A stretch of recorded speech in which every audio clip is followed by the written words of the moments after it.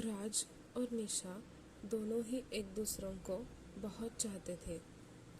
दोनों ने ही जवानी की दहलीज पर कदम रखते ही एक दूसरों के साथ जीने मरने की कस्में खाई थी। लेकिन उस समय आज की तरह का नया जमाना नहीं था।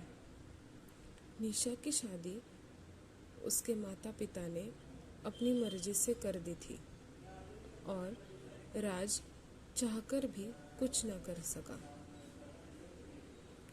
उधर राज के घर वालों ने राज की शादी कर दी।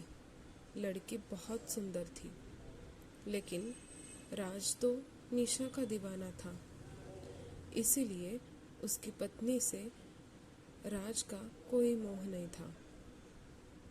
निशा अब अपने परिवार की जिम्मेदारियों में व्यस्त हो गई थी और आज भी अपने नापसंद लड़की के साथ जीवन बिताने लगने लगी थी। दोनों के ही अपने परिवार में बच्चे भी हो गए, परंतु जीवन साथी से दोनों के विचार नहीं मिलते थे। इसलिए आए दिन छोटी छोटी बातों पर तकरार हो जाती थी।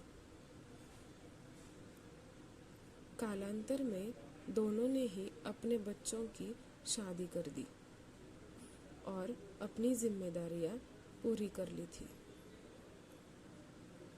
अब तो परिवार में अपने अपने जीवन साथी से विधिवत तलाक भी ले लिया था। अब तक नया ज़माना भी आ गया था। इंटरनेट का युग था और शायद भगवान को भी कोई और ही मंजूर था। निशा और राज दोनों ही इंटरनेट के जरिए फिर एक दूसरे से जुड़ गए। एक दूसरे के बिना दोनों को भी चैन नहीं मिलता था। ऐसा लगता था कि दोनों का पूर्व जन्म का कोई रिश्ता है।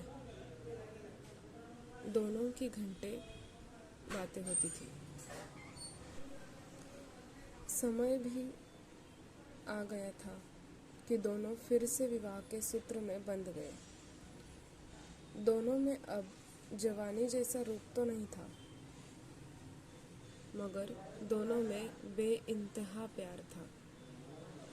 दोनों ही बहुत खुश थे, क्योंकि असली प्यार तो दिलों में होता है और अंत में सच्चा प्यार की जीत होती है। अब तो दोनों ने भगवान का शुक्रिया अदा किया और कहा कि इसे ऊपर वाले तेरे घर देर है मगर अंधेर नहीं।